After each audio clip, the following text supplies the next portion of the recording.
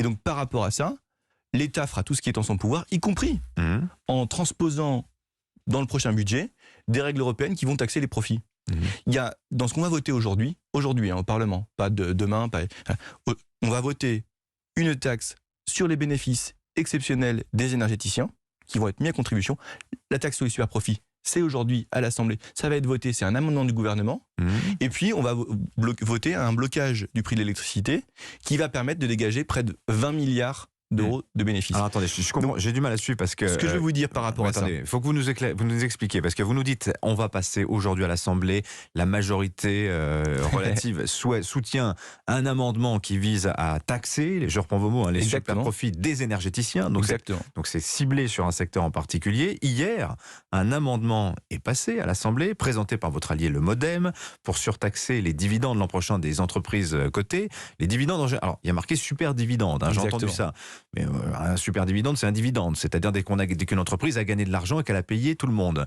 Et ça, en revanche, le gouvernement y était opposé. C'est un peu contradictoire quand même. Alors, les profits étant les bénéfices exceptionnels réalisés par les entreprises, en tout cas les super profits, les dividendes étant celles qui donnent finalement la richesse qu'ils donnent à leurs actionnaires. Aux actionnaires, oui. Le MoDem a déposé un amendement que personnellement j'ai voté et dont beaucoup de parlementaires de la majorité ont souhaité voter ou tendre la main à l'opposition, ce qui montre qu'il y a une volonté aussi d'une grande partie de la majorité d'avoir des accords, d'avancer sur les textes. Et c'est un peu orthogonal, en tout cas c'est très différent de ce qu'on voit en face de nous, avec parfois des blocs qui votent tout et n'importe quoi pour nous mettre en minorité. Je vous donne un exemple. Sur une loi de programmation, on a eu toute l'opposition, la France Insoumise, le Rassemblement National, les oppositions républicaines, qui ont voté contre le fait qu'on donne 3 milliards d'euros de plus dans les budgets à venir à l'éducation nationale. Est-ce que c'est sérieux? Donc, nous, effectivement, on peut avoir ce genre de débat entre nous, où on dit, est-ce qu'on taxe, est-ce qu'on taxe pas? Est-ce que, pour le coup, on met à contribution les actionnaires pour financer la transition écologique des entreprises? On a dit oui.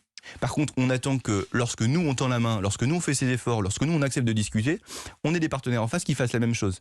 Et ça, pour le coup, à l'Assemblée, c'est pas toujours évident. On reparlera de la séance de l'Assemblée nationale et de ce qui se passe actuellement.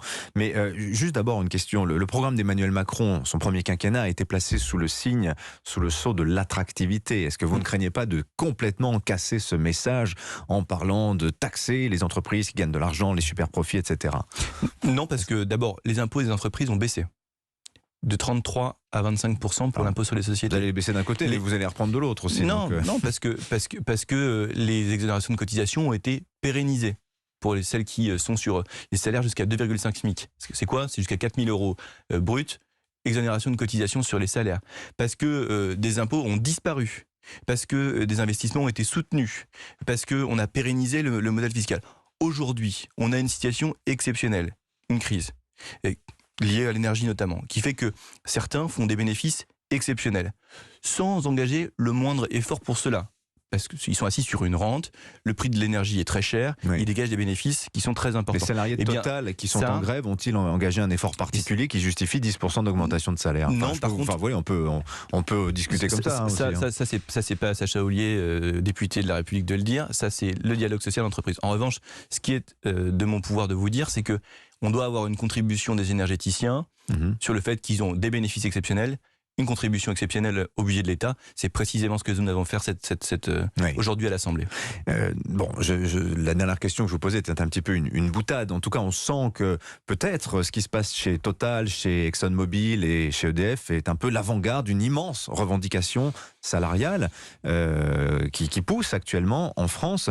Je voudrais juste revenir sur ce que disait Emmanuel Macron, sur cette promesse hier d'un retour à la normale dans les stations-service. Est-ce que c'est pas un peu de la parole performative? Autrement dit, je le dis, donc ça va se produire, Sacha Houlié.